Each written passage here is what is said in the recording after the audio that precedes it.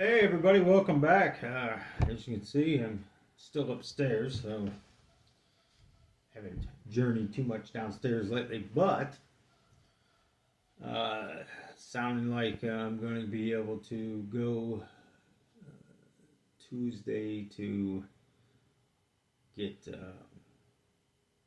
some minor surgery. I guess what they're calling it. I don't really know doctors lingo too much, but I guess basically it's a phase one type thing, and see how the body reacts to all this, and we move on to the next. So hopefully, it's going to work. It's going to help improve some of this pain and relieve some of this. In case some of you don't know, I don't know if I really talked about it. I'm not much on needles and being stuck with IVs and stuff stuck into me. I had a couple bad experiences. Even as a kid, I used to pass out. And the only thing that one of the doctors told me once was, maybe the fact because I wasn't eating at the time or whatever, But I don't know. I just know that I like to lay down when they do it because I mean, literally, I felt the lady in my arm just moving the needle around and trying to re-stick it. I'm talking about back in the day when they put the port thing and there would be whatever. Not the stuff we have today, the older stuff. Modern technology has changed a lot since those days. But anyways, uh, you know, a lot of times we travel fast in life and we get so busy and we overwhelm our plates. I always like to look at. Has anybody ever seen those diet dish things like things and it has uh, separation. This is how much meat. This is how much vegetables, and it's like different little trays. Or you might take a lunch bowl like thing with the lids on it and take it to work, and you put your stuff in it and separate it. Or like a styrofoam plate that looks like a Y, and there's two little spots in a bigger place, and you put all your big like Thanksgiving time, you put your big turkey and pile as much as you can there. Just joking. Um, no, I'm not because I really do that. But anyways, uh, I just started thinking about. I was going through some of the notes and just reading stuff and people that I have to get back a hold of, and so don't think that I forgot about you. And one of the people is I can't remember her name, but I know it has to do with her son and issues with God and stuff. So that's been weighing on my heart a lot. And my brother Brandon, I love the guy so much, man. It, I do click on Facebook every now and then, um, just to see his post. I really don't comment on a lot of stuff anymore because I mean it's taken a lot to get to where I'm at today that I'm able to get where I'm at. I mean this has been a long process, and it's horrible. I just honestly just never in my life can understand why things happen the way they happen. But I do know this: every second, every minute, every hour, every day, whatever wherever I'm at, God has me there for a reason. And so, which brings me up to, I was gonna watch the last video, so I knew where I left off to finish that part three to looking for the Antichrist, and I stumbled across a few more people that I needed to reach out to, and it's like, oh my gosh, you know, Luke was one of them, and I forget what I used to call him. I don't know. I can't remember, but it was funny, But anyways, so I came across some areas that I was working on, and I'm just going to give you kind of a rundown of why we sometimes get into places where we shouldn't be, and how the Old Testament into the New Testament. Uh, and I just want to show you something. I'm not even done. This is just one page that I did. Hold on, I want to show you. I always like showing you guys, so you don't think, he's making it up. No, I'm starting at Genesis, and this is just one page. It's kind of bright up here, but that's one page. But look, that's page 2, and then page 3. So this is all about Satan, people. This is all about you that think I'm good, I'm ready, I'll repent when the time comes, and it's my money, it's my life, it's my this, it's my that. No, actually, no, it's not. God provides what we need, and it took me a long time to realize that. I was one that said, I worked very hard for my money, and I'm not tithing, I'm not doing any of that stuff. Where is the times when you tithe money? I mean, I actually went into a church that I used to give money to a lot. And I went into the church and I talked to the pastor and I said, and I went a few times. I mean, it wasn't like I was not ever going into church, but, far in between, because I just never seen the sense in it. Going into church and to where I was going to have to constantly repent of something that, that I just kept slipping and doing over and over and over and over and over. I wasn't ready to change. I wasn't ready for God. I wasn't ready for Jesus. So to me, I knew they exist because I learned about them, even through the demonic.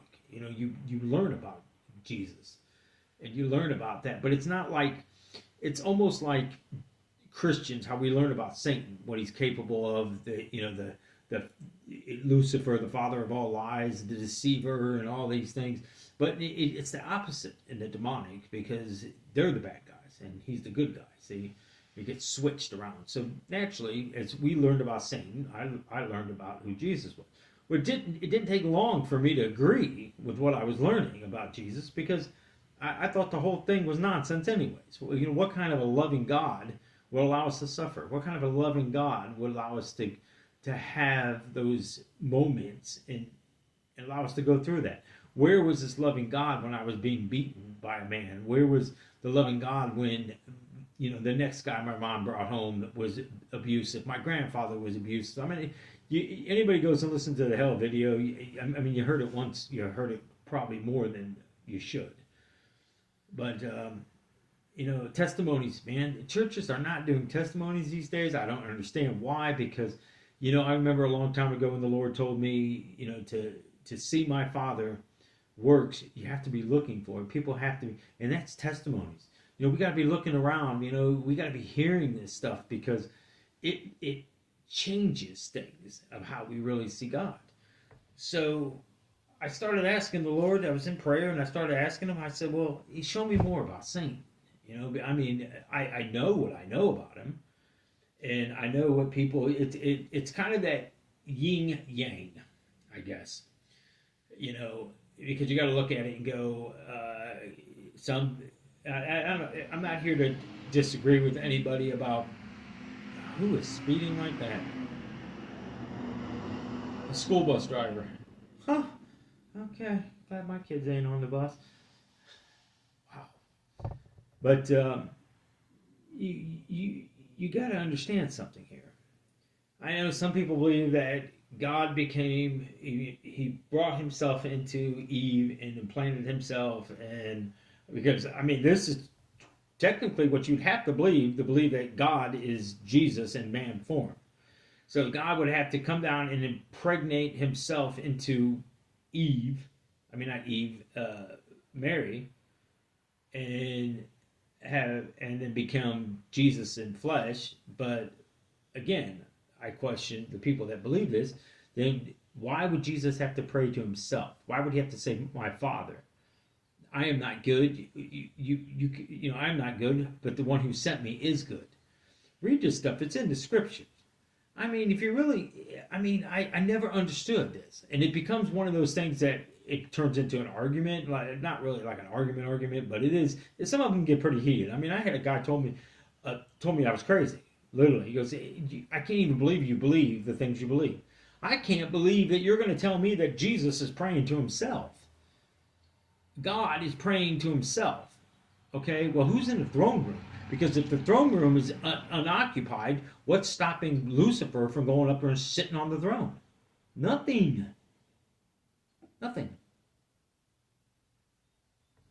But let me spin through this and let me show you. From the beginning of Genesis all the way through. See, this is how clever Satan is. See, we underestimate Satan. We underestimate the power, with the power that he gets from God. God lets Satan, he doesn't get to do anything yet that he doesn't have to ask for.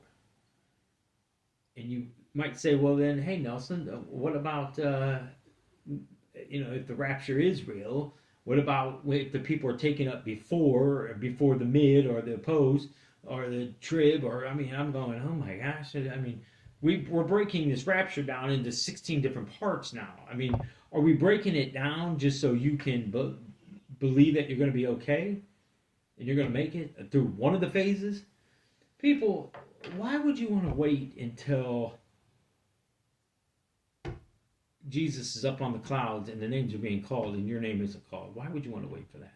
Do you really think that you're going to be strong enough to resist the mark of the beast and resist the code tattooed on your forehead that dissolves into your head?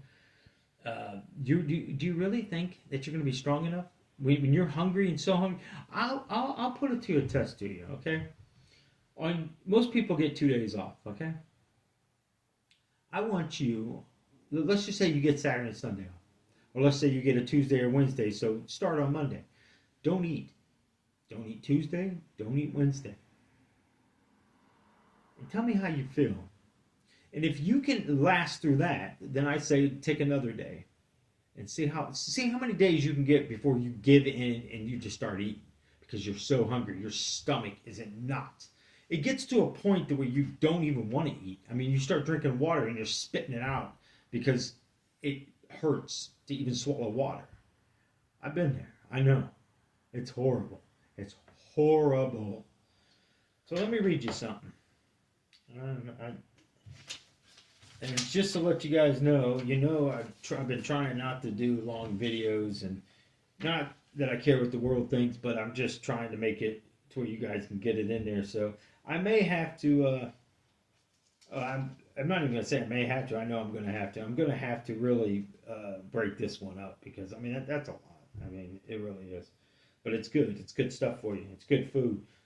Get the spoons, get the salt, get the peppers, get your seasoner, crack that, what are them things called where you crank the peppers and all that, your pepper. So, Genesis 3, verse 1. And this is going to go all the way to verse 4. Now listen carefully. Now the serpent was more cunning than any beast of the field, which the Lord God had made. He said to the woman, has God indeed said, you shall not eat of every tree of the garden? And the woman said to the serpent, we may eat the fruit of the trees of the garden, but of the fruit of the tree which is in the midst of the garden, God said, you shall not eat it, nor you touch it, lest you die. The serpent, Satan, not Lucifer, Satan. Let's get this straight. It's Satan they're talking about here.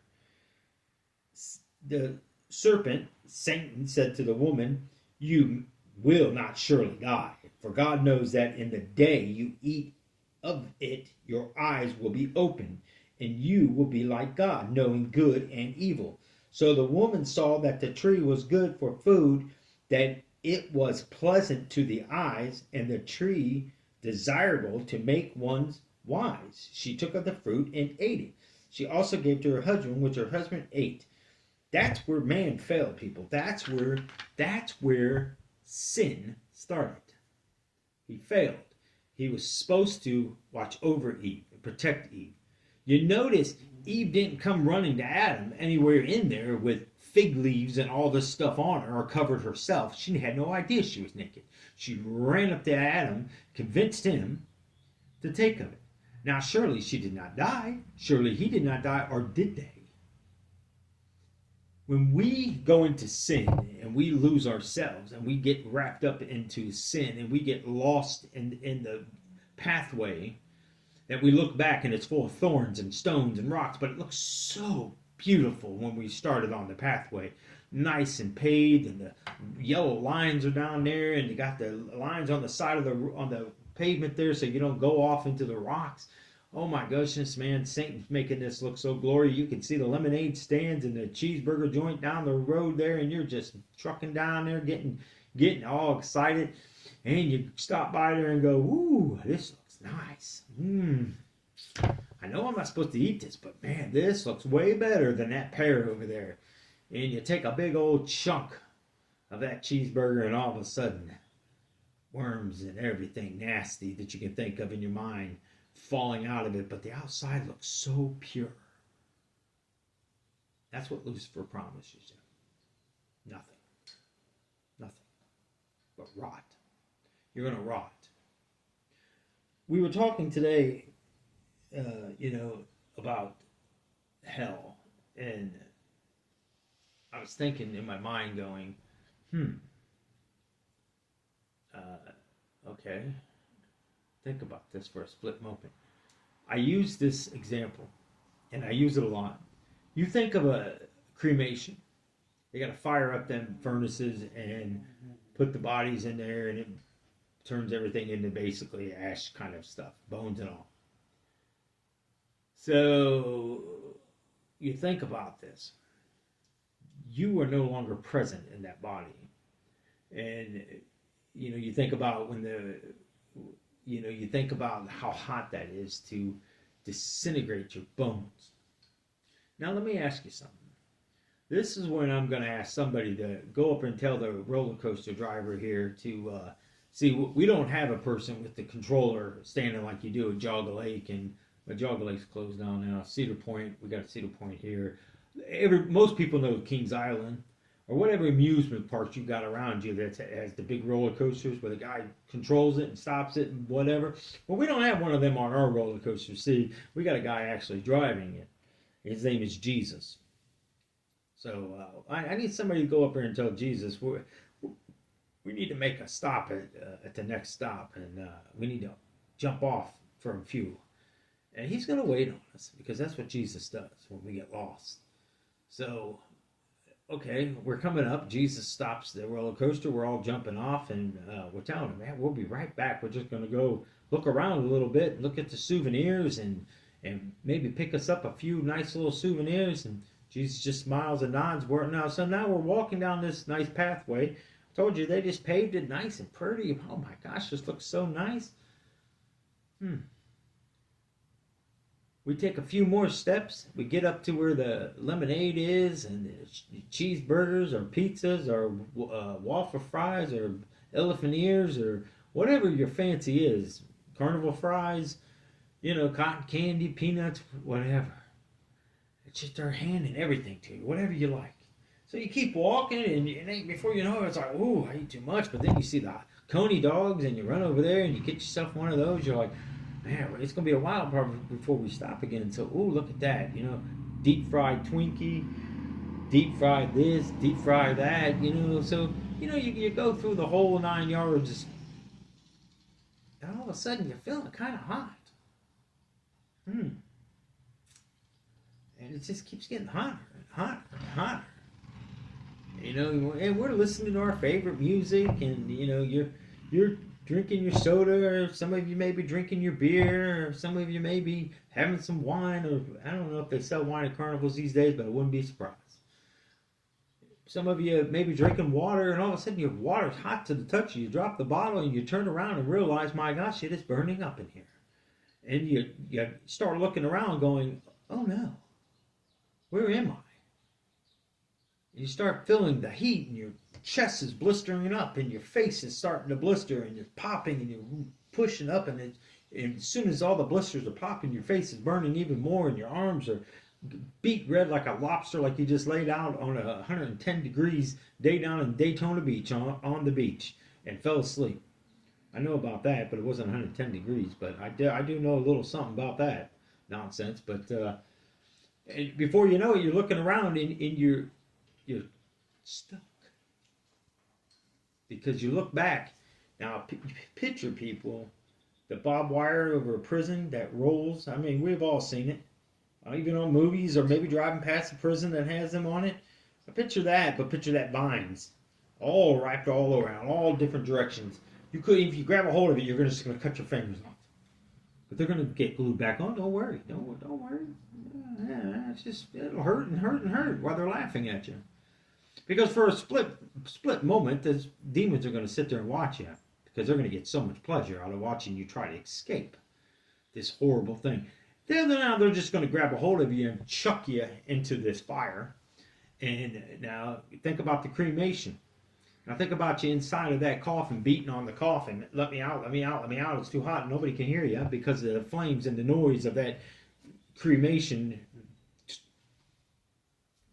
whatever they call that thing. I don't even know what it's called. It looks like a big giant furnace. But anyways, I mean, I've actually seen them. I know a person that actually worked at a morgue. So you think about this. You think about the whole concept of all this. Do you really think that you can survive that? That's where you're going to end up, people. That's what you're going to end up in. You're going to end up in misery. And you haven't even entered hell yet. You're on your way in, but there ain't no way out. It's like closing your eyes. If I put a blindfold around you and told you to run as fast as you can, and you can't look, and you don't even know where you're at, I just took you off the roller coaster and tied your eyes up before we even got stopped, and I picked you up, and I made sure you couldn't see, and I put another strap around that or whatever so you couldn't see, and I told you to take off running, and you had to do it. And little to know that you're running into the woods. You would probably, if you knew what you were running into, you wouldn't have ran into it. Am I correct? And let's be honest. Because eventually you're going to do what? You're going to smack dead into a tree. But we know that we're heading into hell. We already know. God gives us the knowledge of hell. He gives us how clever the serpent is because he's good with the words. He gets to twist the word. How many times have you deceived somebody to get something from somebody? Well, Satan's taught you well.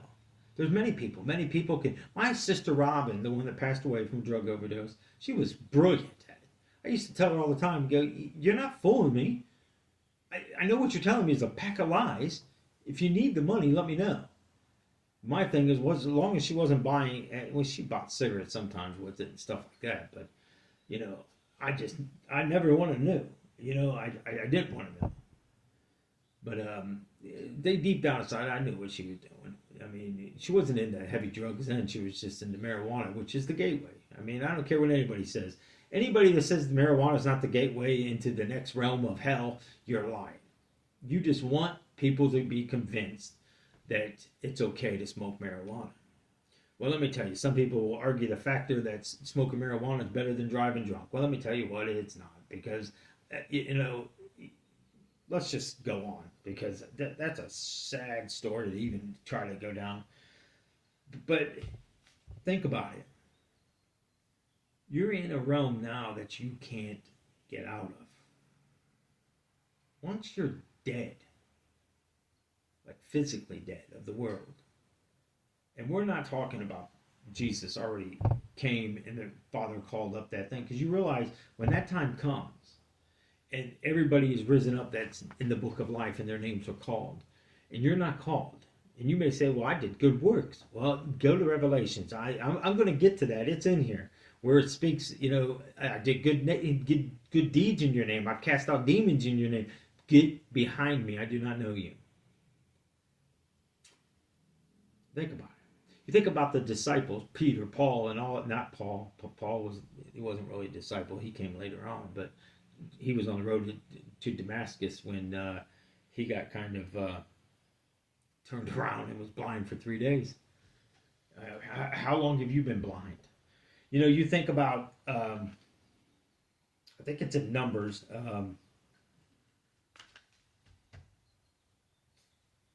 I think it's Numbers in verse chapter 22. I don't know what verse it's in, but I want to say 22. I might be wrong on that, but I'm almost positive. That's where the donkey spoke. So you go down through there, just start in 22 and just read through there real fast, and you don't even read real fast. Take your time. God might want you to spend some time there in Numbers, But I definitely believe it's in Numbers 22. If not, Google it; it'll tell you. But if not, just start reading through the Bible. Maybe it's time you picked it up and spent some time with God. But you think about it. A donkey spoke. And how many Christians have I ran across and I've said that? I said, you can't believe what I'm telling you, but you say you believe the Holy Bible. You believe everything in the Holy Bible, and I bring up that verse. And then he's like, oh. I said, how is that possible? How is it possible that Jonah got swallowed by a great fish? We're talking maybe a whale. It had to be a whale or something like that. And he lived in the belly for 3 days and he didn't die? How did Peter, when Jesus told him to go to the fish and pulled out the coin that he needed to pay the taxes or go buy food, whatever it was, I can't quite remember. How did that happen? How do you explain it? How do you explain somebody that was blind at birth and Jesus spat in dirt and mudded it up, put it on his eyes, and he could see? What about the man that couldn't walk and he healed him and he got up and walked? He said, pick up your mat and go. But, how about, I can go down the miracles, and miracles. They lived this, people. They lived it. And they still question things. We can question a lot of things, but it may be the time when it's too late. Because if you're willing to take that challenge, I guarantee it, most of you might make it 24 hours. But by the middle of the next day, you're going to be so hungry. You're going to be irritable. You're going to be grouchy. And maybe that's a good thing. Maybe it's a good thing. Because you never know what somebody's day is that you get mad about, or you think somebody's giving you a dirty look or something like that. Because I'm telling you right now, you should have somebody in your house set up a camera and not tell you where it is and let them record you. And watch yourself once. You will find a time that you have just probably overspoke somebody, or you made a dirty look yourself, or you made a face that somebody might took it as a dirty, or you said something that didn't mean what you thought, or whatever the situation is. You're going to learn a lot. Just like I've always said, next time you get in an argument with your spouse or your children or something like that, it takes two to tango. It takes two to get in the boxing ring. You can shadow box all day and it's not doing nothing until somebody starts smacking you in the face. You're going to learn real fast how to fight. But what I'm trying to get at is this: why do we so fast to judge somebody? Because this is how Satan teaches us. I'm better. You look at today's world, Satan has made women superior. You go back in the book of the Bible, it doesn't speak of little I, but it does in the Satanic Bible. It speaks a great deal of little I, Lily, however you want to pronounce her name. She's a wicked deceiver. She brings every kind of nastiness to you.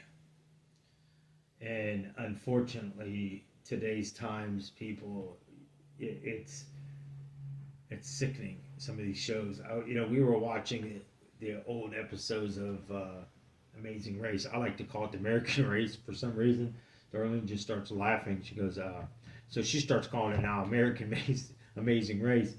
And the ironic thing is I'm like, you started watching, and then you start seeing these guys take off their shirts, and these women are half dressed, and you're just like, wow, what in the world? And I'm sitting there thinking, I'm going, I can see why things happen the way they happen sometimes. Because, first of all, if you had respect for yourself, you wouldn't dress like that. Second of all, if you had respect, first of all, I should say, if you had respect for God, you wouldn't dress like that. Second of all, if you had respect for yourself, you surely wouldn't dress like that. Third of all, if you had the confidence of yourself as beautiful, the way that God has made you, you sure wouldn't dress like that. Because you wouldn't need the compliments. I used to hate going into gyms. I started going into gyms that I could pay and go in 24 hours. I either had a key or I knew the passcode of the doors, and I would just go in and punch in my own personal passcode, and they knew when you were there because it showed on their report who came in or not. But if not, they had cameras, and I would just go in there and work out then because I really got sick and tired of seeing these. I mean, guys come in there all buffed out, and and no, I wasn't jealous. I mean, yeah, have I ever wanted to look like Lou Ferrigno? Yeah, that was my goal one time. I wanted to be as large as Lou Ferrigno. Instead, I started eating cheeseburgers. So I got large, all right, but not as big as Lou Ferrigno. But uh, but think about it. I mean, people, you can't even walk into stores anymore and see people without their stuff hanging out, and you know, and the crazy thing about it is we're watching this, and the one lady, she was a wrestler and her husband was a wrestler, just how the way they talk to each other and everything. I started thinking last night, thinking about, wow, that's how I sound. I used to sound just like that, and I didn't care.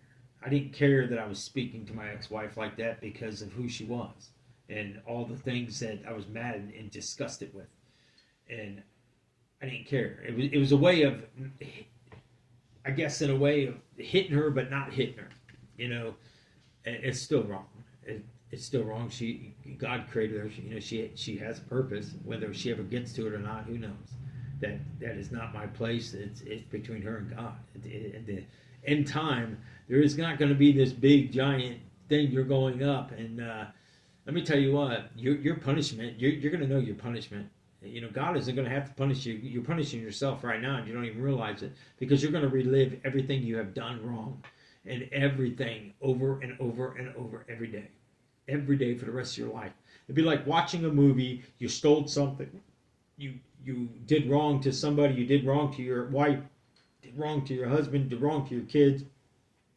You're going to live that over and over. You lied to get somebody else in trouble just so you can look good, or you didn't know that you were lying, or whatever. I mean, I just don't understand how people don't know they're not lying, because Satan twists up the truth in your head, and then you start believing what he says, just like what he did with Eve.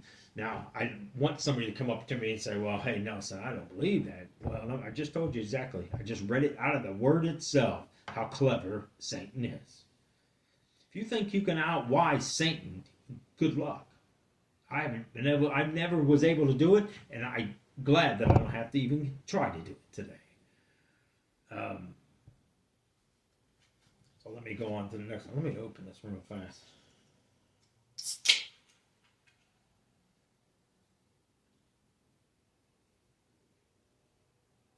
Diet Dr. Pepper, people. Why am I showing you that? Because I don't want anybody to think. See, that's how you stop Satan.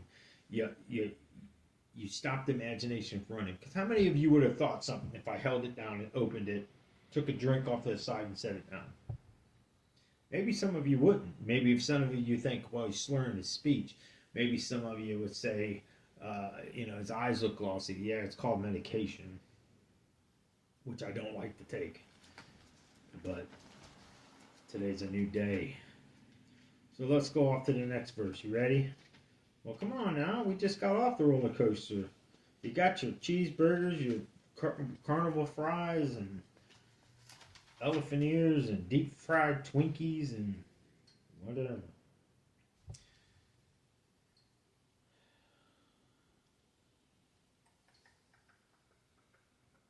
Oh. Book of Job. 1 through 6, people. Now listen to this.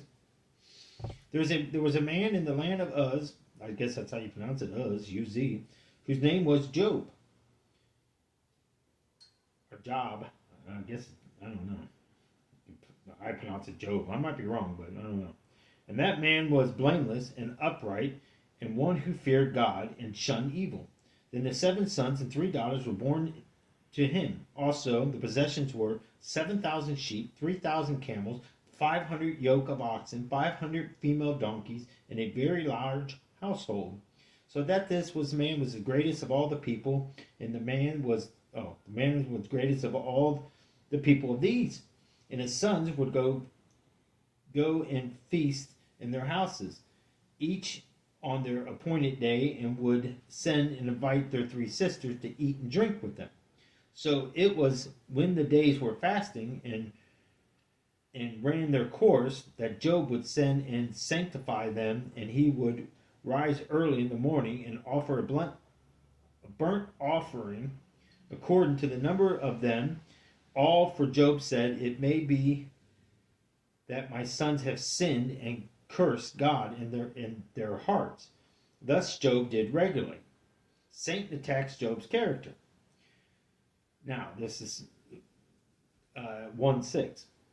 Now, there was a day when the sons of God came to present themselves before the Lord. Satan also came among them. And the Lord said to Satan, "From where do you come?" So Satan answered the Lord and said, "From going to and fro on the earth, from walking back and forth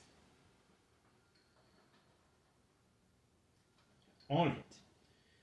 Then the Lord said to Satan, "Have you considered my servant Job, that there is none like him on the earth, and blameless and upright man who fears God and shuns evil?" So Satan answered, remember, going to God, going to Jesus, asking permission. So Satan answered the Lord and said, "Does Job fear God for nothing? Have you not made a hedge around him and his household, and around all that he has on every side? You have blessed the works of his hands, and his possessions have increased in the lands. But now stretch out your hand and touch all that he has, and surely curse you to your face." And the Lord said to Satan, "Behold, that he is in his power, only do not lay a hand on the person." So Satan went out from the presence of the Lord. So hopefully the person that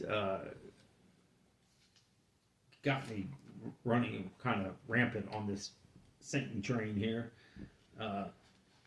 told me that nowhere in there where it says that Satan goes to God.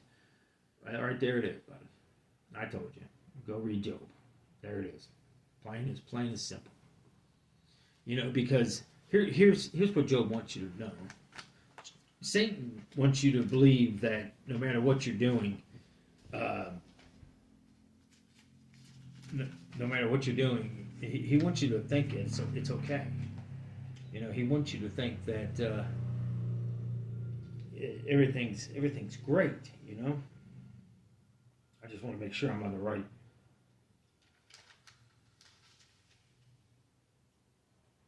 I don't know what I'm on. All right, here. I don't know what I'm doing. All right, Zacharias. So think about it. You have to really take a split second and stand back from where you're at and what is really happening here. This is the most craziest back and forth battle that we have all the time. Satan's convincing you that everything you're doing, you're not pretty enough, you're not gorgeous enough. And and it was crazy because that woman wrestler, this is the part I forgot to tell you. It was really cold where they were at, and she said, even my implants are frozen. And it had me think. I don't know why I think the stuff I do, but I tell people all the time, God, where does it come from? God or Satan? And the only way to test it is test it with the book. If the Bible backs it up, it's God. Or if at the end it's going to lead you to bad or good, it's either good, it's going towards God. If it's bad, it's going towards Satan or Lucifer, whichever one, the Antichrist. I don't care which one you want to poke at. You're coming across one of them very fast. And you better hope you're running fast towards God instead of the other way. But I started thinking, I wonder how many people because the way she's dressed now, we pay attention to her. If they seen her the way she was before she had that operation done, how many people would turn their heads and look? Or did she even dress appealing like that so you could see what she's done? But maybe you never would have known if she never told you. You would never know. Am I right or wrong? That's the whole thing about them stupid implants. It's again deceiving. Somebody asked me once about padded bras, what I thought about that, and I was like, it's insecurity. Because we have made the world that way, and people want to make themselves look like the world. If you can't be happy with the person that you're with because of whatever is in your mind, a supermodel may end up in a car wreck and end up with a scar. Eventually they're going to grow gray, or they're going to dye their hair forever. Who the heck knows? But all I'm saying is, if you fall in love with outside beauty, you are not ever going to be satisfied. Ever. As a matter of fact, it'll probably most likely get to a point where you will get so disgusted being around the person because the fun part of it to you is old. You want to go into a candy shop and shop for different candy now. I'm thinking you're all getting what I'm saying.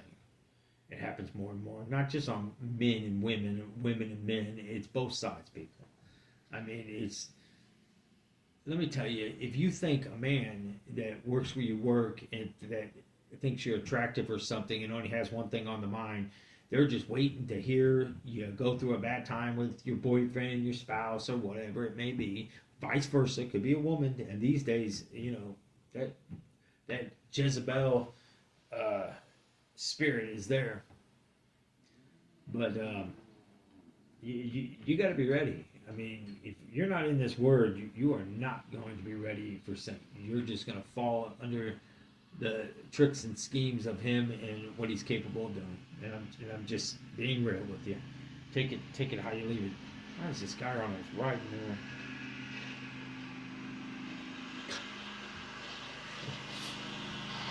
Only where I live, we're not even on a farm, man. We got it. No, but anyways, let's go to Zechariah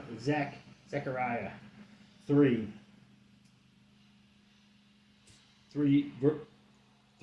verse 1 and verse 2.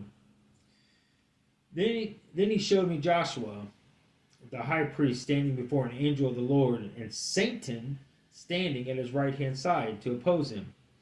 I just read that. And the Lord said to Satan, "The Lord rebuke you, Satan. The Lord who has chosen Jerusalem rebuke you. Is this not a brand plucked from the fire?"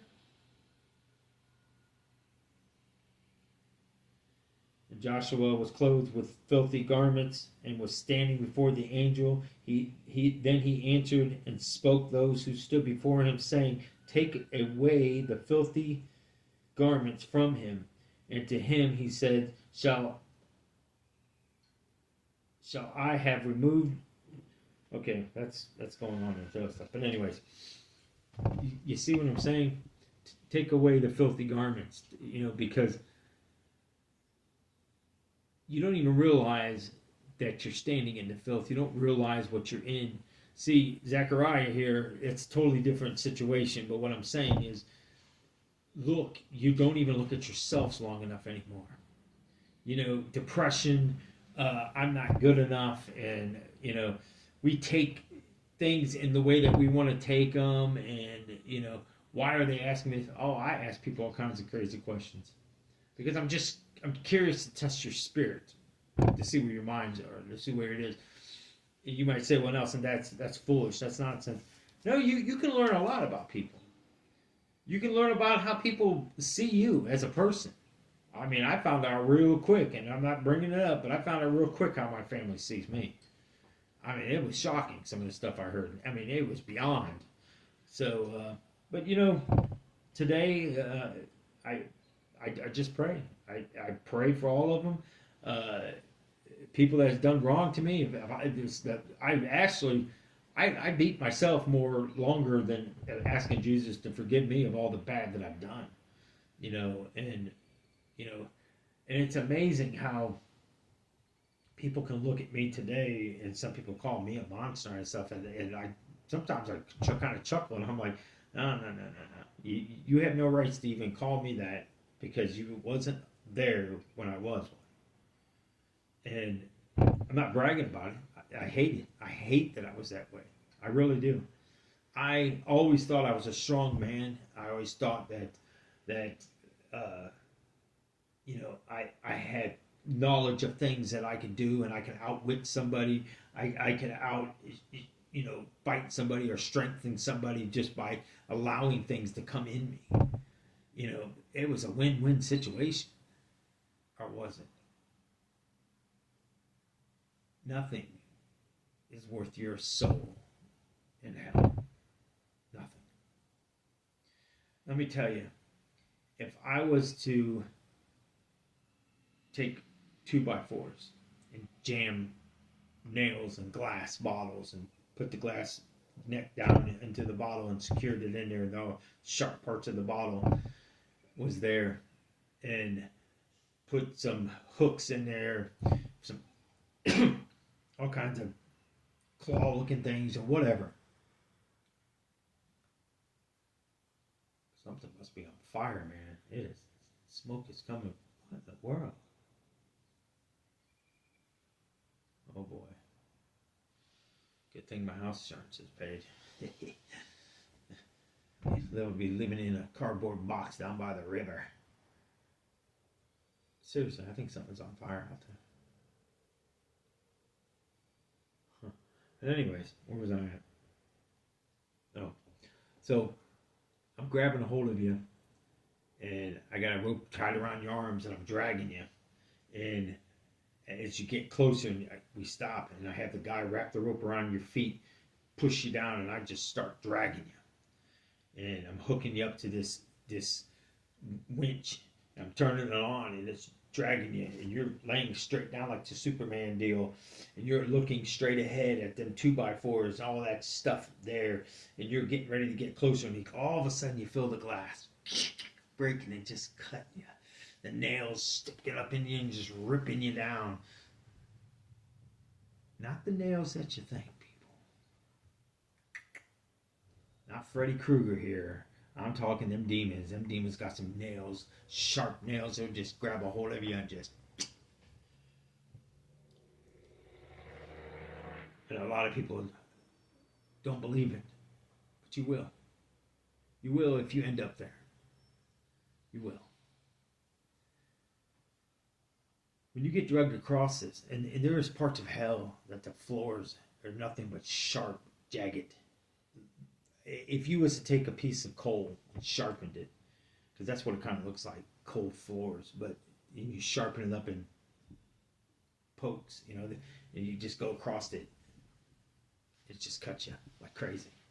Can you imagine being drugged across that? They will just literally drag you back and forth, throw you, pick you up, throw you to the next one. He drags you back and forth, throws you over to the next one, or they're just hitting you in the middle and just cutting you and swiping you down, and that's just fun time. You may say, "Oh, come on, Nelson! Now, fun time in hell. These demons, they're going to have a ball with you." What do you think up in heaven they're doing? Celebrating. What do you think these demons doing? Are celebrating how stupid we were, and I mean stupid.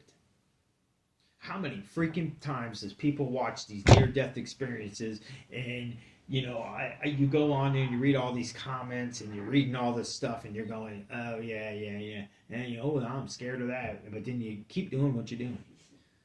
Is what you're living worth? Do you value your home more than your neighbors? Do you value the things that you own and think that you're better off than the guy down the road that may have to go out there and push start his car in the morning? Maybe you should go out there and help him push it one morning and give him a hand.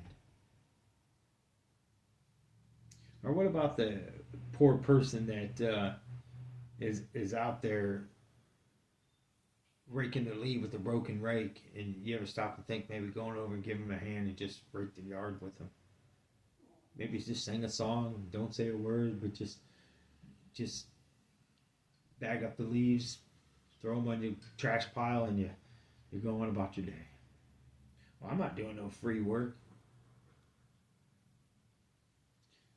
Well, I'm sure glad that you're not Jesus.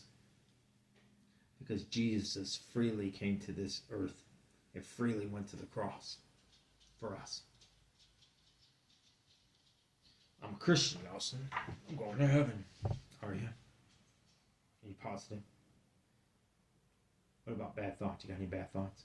What about lustful eyes? When you see something, you keep staring at it, even though you get so used to doing it because you forget that your spouse is there, and all of a sudden they're looking at you, and you're just like now trying to do this.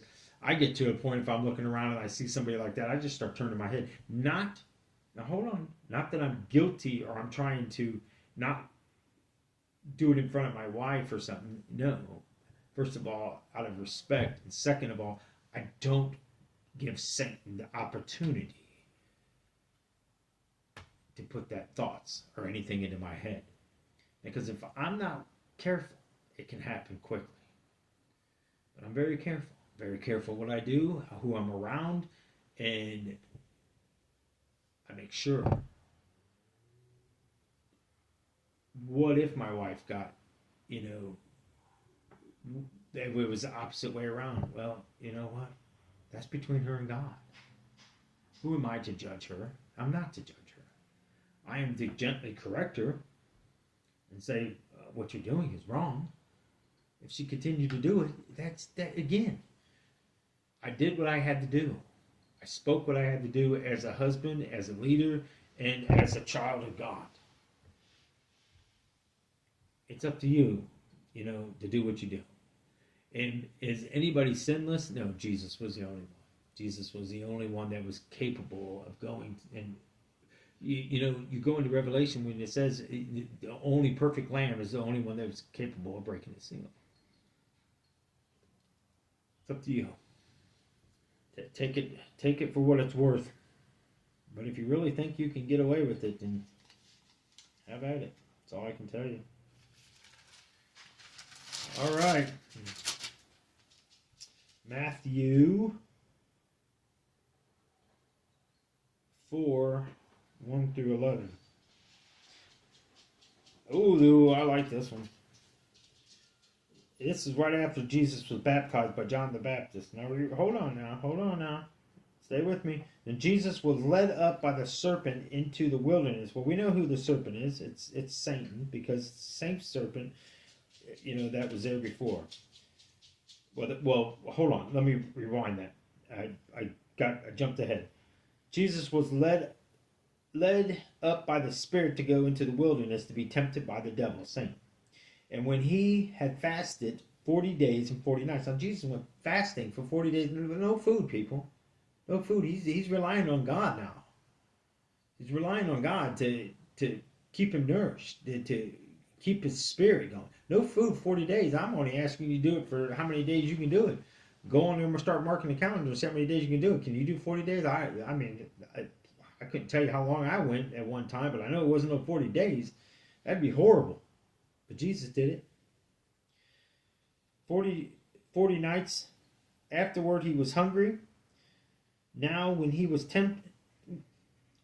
tempter came to him and said, "If you are the Son of God," now listen to this. This blows the people out of the water that believe the nonsense that they believe.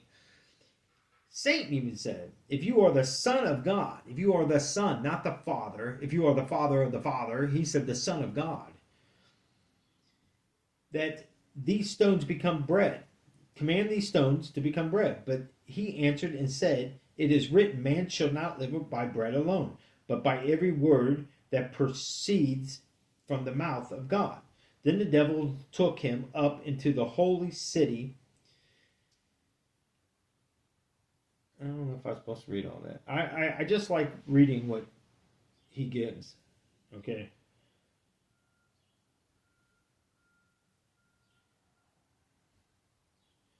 Okay, yeah.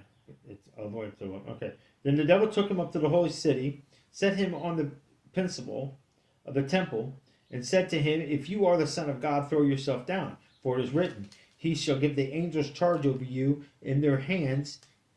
They shall bear you up, lest you dash your foot against a stone. Jesus said to him, it is written, you shall not tempt the Lord God. Again, the devil took him up and exceedingly the high mountain and showed him all the kingdom. Now listen to this, be careful. He showed him all. Again, the devil took him up on an exceedingly high mountain and showed him all the kingdoms of the world. Showed him all the kingdoms. Not one kingdom, all the kingdoms. So, he's up there. He's pretty high. He's got to be up there close to God now to see all the kingdoms of the world. I mean, can you go on a high mountain and see all the kingdoms? You might be able to see 2 or 3 countries at a time, but can you see every country? No, you can't do it. It showed him all the kingdoms of the world and their glory, and said to him, all these things I will give you if you fall down and worship me. Then Jesus said to him, away with you, Satan, for it is written, you shall worship the Lord your God, and him only you shall serve. Then the devil left him, and behold, angels came and ministered to him. Now, what do you have to think about that? I don't know. I can think a lot of things with that. My brain goes so fast to going, I'm a fool. I always thought I was a strong-willed person. I always thought that I was, never one of those people that could fool me into doing things that I didn't want to do, or peer pressure, I guess. There you go. Peer pressure. I only hung out where I wanted to hang out, and I would only party where I wanted to party at, and I only hung out and did the things that I wanted to do because it was around the people that I wanted to be around. Understand what I'm saying? It's that thing that say misery loves company. But I never blamed anybody. Never. I never blamed my mother. I never blamed my father. I didn't blame my sister. I didn't blame a girlfriend. I didn't blame this or that. Back then I didn't even really mess with girls a whole lot. No, I didn't mess with guys. I mean, I had somebody ask me that once. I said, my gosh, you sound like my second oldest sister. She said, one time she asked me if I was gay. And I was like, oh boy. No, I just don't believe in doing what the world believes in. Even then, you would think it would be totally, totally different. I hung around people. I honestly, I hung around people, they'd be partying and all I kept hearing is, I'm just going to use that effing word, that's all they worried about. Who they were going to crawl into bed with. And I'd stand there and go, wow, that's what partying it was to them. That's all they cared about. That was their goal. That was their thing. They try to get women to drink more and more and see whatever they could get, they were getting. And I'm just thinking, good night. And sometimes I run back into some of the girls at different parties and stuff, and it's like, got mad at me. Well, why didn't you tell me your friend was like that? He never called me or anything. I was like, listen, if you're willing to go with somebody you just met, and you're willing to go jump in the sack with them, how are you going to come yelling and blaming me? Do you see me out here doing it? No. Because I don't want a fake thing in life. And that's all that is. You're never going to be satisfied. Look at them. They were never satisfied. Even when they got a girlfriend, they still cheated on the girlfriend. It was like, are you kidding me? And again, but Satan, you think I would have been one of the ones doing it too, because Satan always put in my head about, you're not good enough. You don't fit the handsome role of the world. Look at you. You're all scarred up and all these things. He constantly put that stuff in my head. And after a while, you're like, maybe he's right. But why? did he do it? See, sometimes we got to look at what God stops to understand God. I know for a fact God was, now that I look back at my life, how many times God intervened or Jesus blocked stuff. Because I can think of so many times I was in the wrong place. So many times I just got out of there.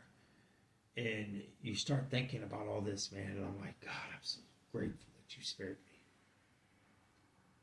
me. Because how many of you know somebody, or maybe you're watching this video right now and you're a woman and you got kids by a couple of different guys and they want nothing to do with you or the child.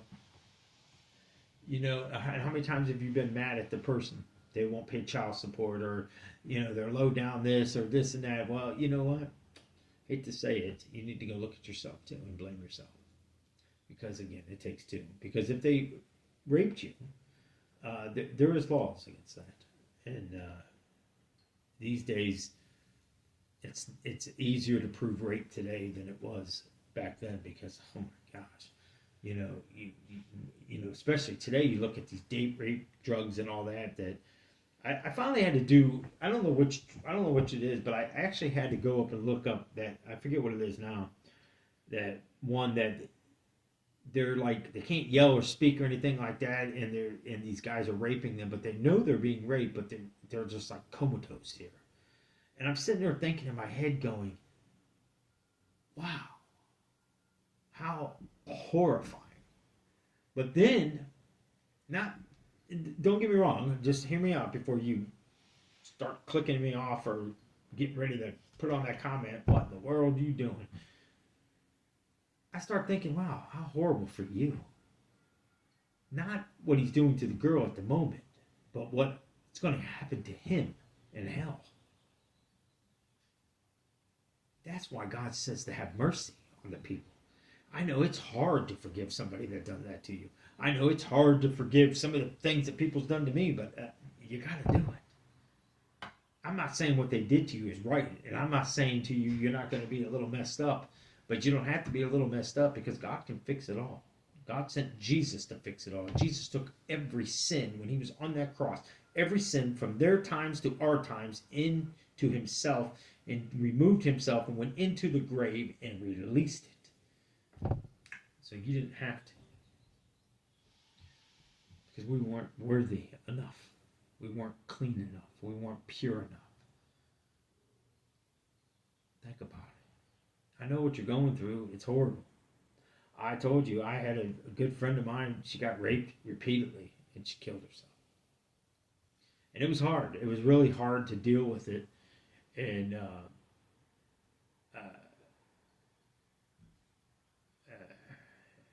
it was a moment where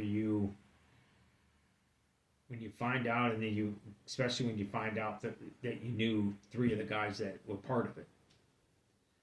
And it's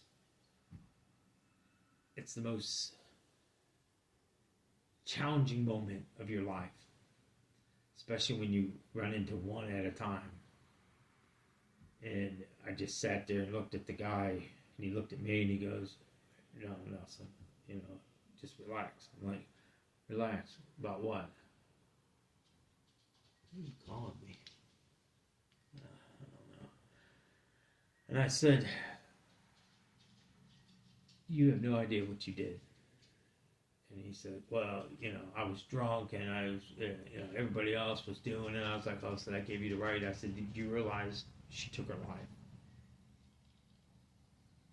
And on the paper she wrote your name, and on the name said, 'I never thought that he would do this to me.'"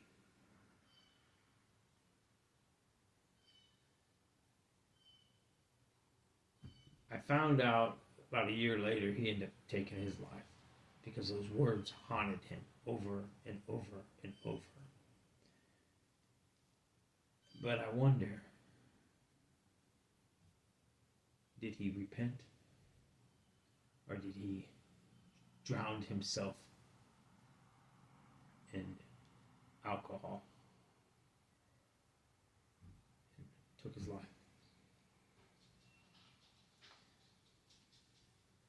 Alcohol, people, is just a cough syrup that makes you think of misery. Alcohol is one of those things that it's going to make you do things you normally wouldn't do. Same thing with marijuana. You know, you, we called it the munchie times and stuff like that. You know, but why wasn't you wanting that certain kind of food before? Unfortunately, ours was always Taco Bell for some reason. I don't understand it. It's the craziest thing ever.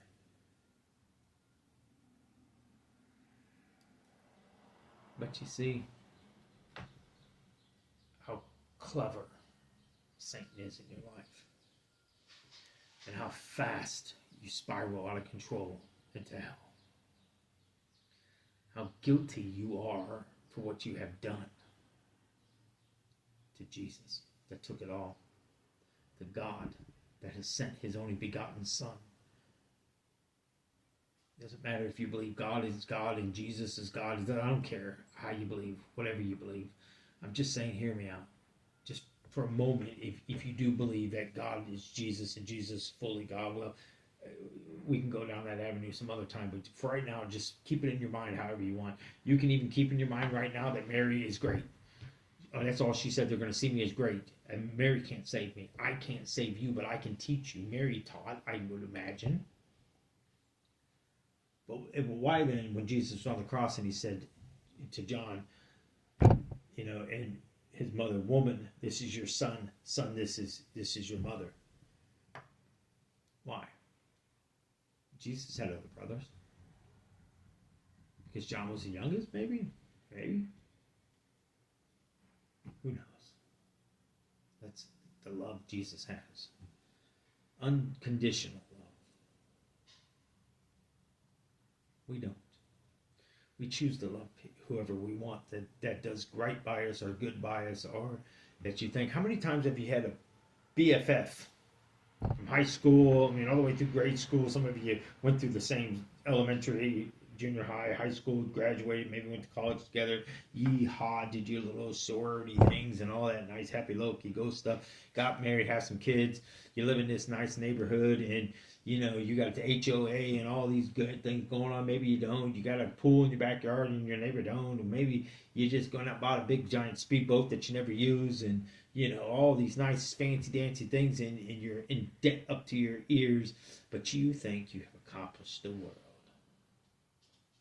Well, let me tell you, you haven't. Because when you can do what Christ did, I'll give you one example. When you can do this, I will take back my words. I want to see you walk across water. Because stop putting yourself as better than everybody else. You should be thanking God that you have the luxuries that you have. You should be thanking God that you have more than one car. You should be thanking God that you're not out there in the middle of the morning spraying starting fluid inside your carburetor back in the carburetor days to get your car to start. Or have a wire hooked to your choke and pulling it to where you can open and close your choke.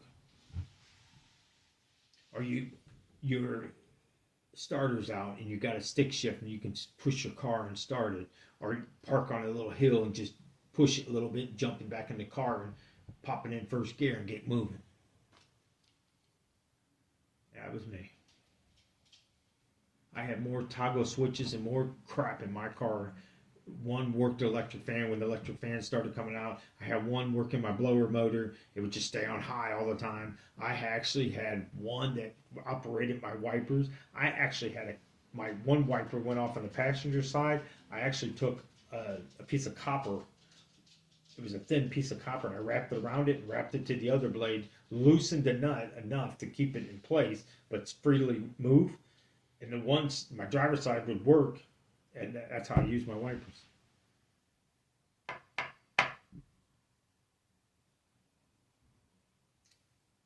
But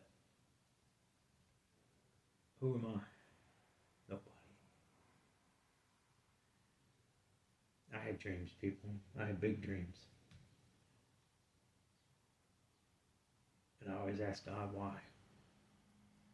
I feel like every day I wake up, I'm supposed to be doing something better. And And every day I ask God, what? Why do I feel like this? Every day I ask Him, why do you leave me in that truck? Then I got hurt. And I started really looking at my life.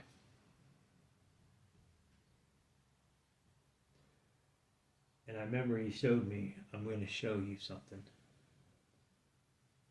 If you ever have a question,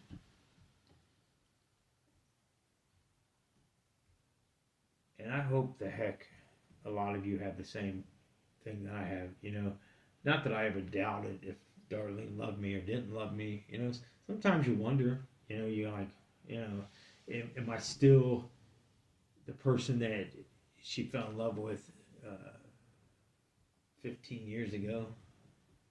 We're going on 14 years of marriage. You know, you think about that, you know, have I changed any? I hope I changed in the good, not the bad. But you just think about that. And I've watched her from December all the way into this day. We are almost, well, actually, we're officially 30 days. I mean, 90 days. But it was the 20th when I came back. So today,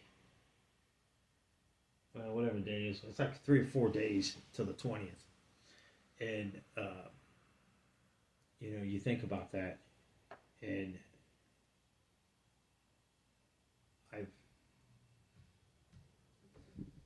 not that I ever doubt the way she felt or anything like that, but I'll tell you what, I've seen that woman go above and beyond what she was called to do. Excuse me.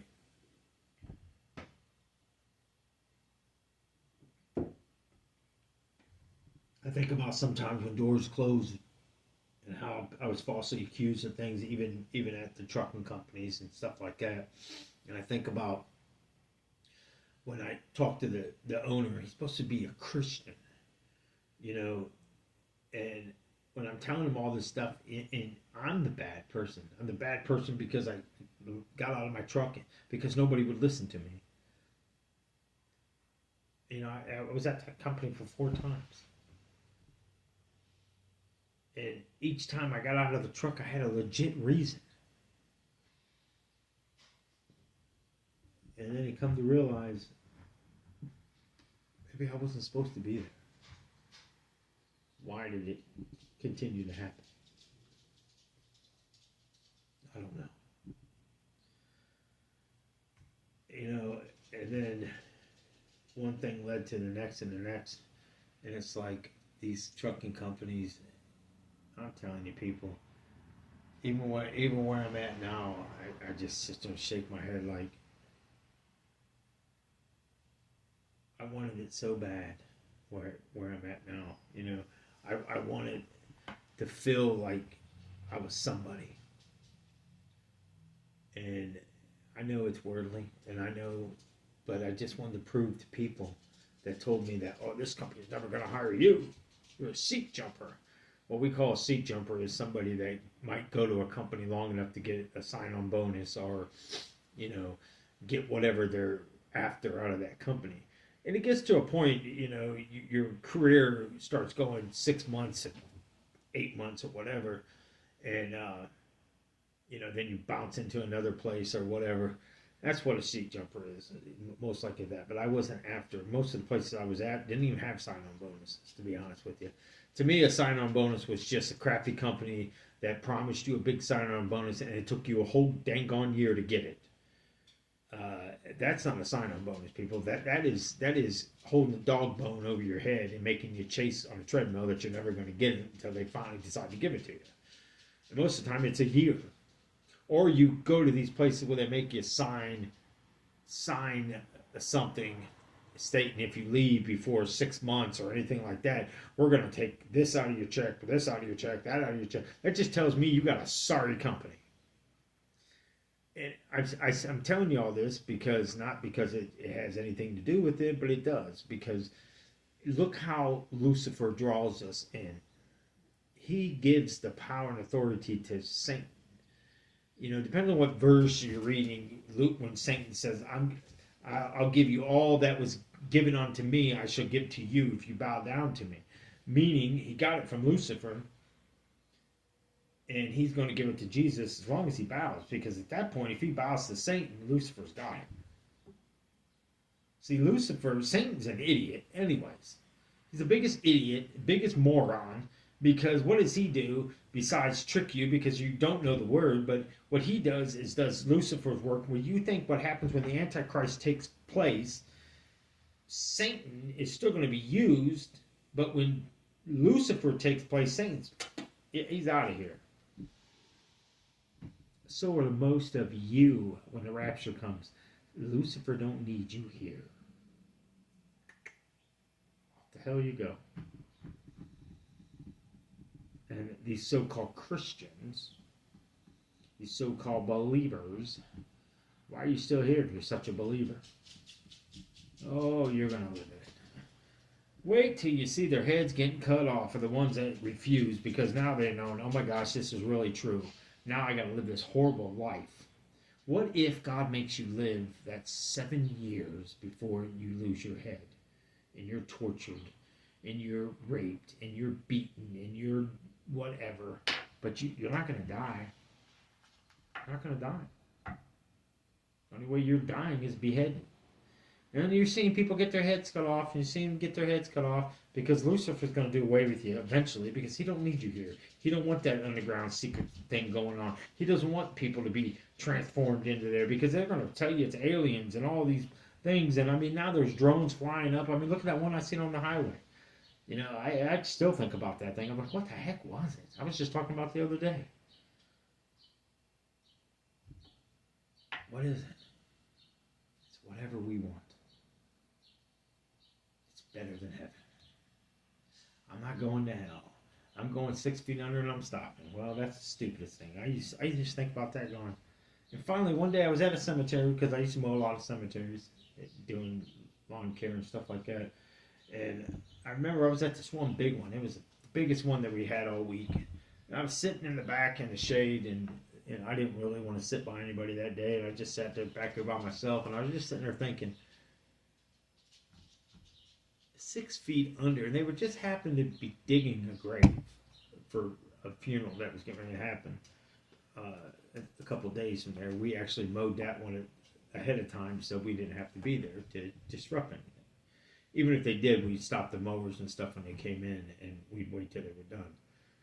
But I went up to the guy and said, hey, how deep are you digging? I mean, how deep really does that vault go down into the ground? He's just 6 feet. I went, oh, now it makes sense. I'm going 6 feet, stopping. I mean, let's just really think about this. What are you going to be buried alive? You think you're going to live in a coffin the rest of your life? Yeah. By that time, you're already where you're at. I don't know. What's in your life that's making you doubt? What do you know? Listen, the Bible's full of answers. All you have to do is start asking God to show you. Start asking Jesus to help you. Jesus, wait. It's up to you.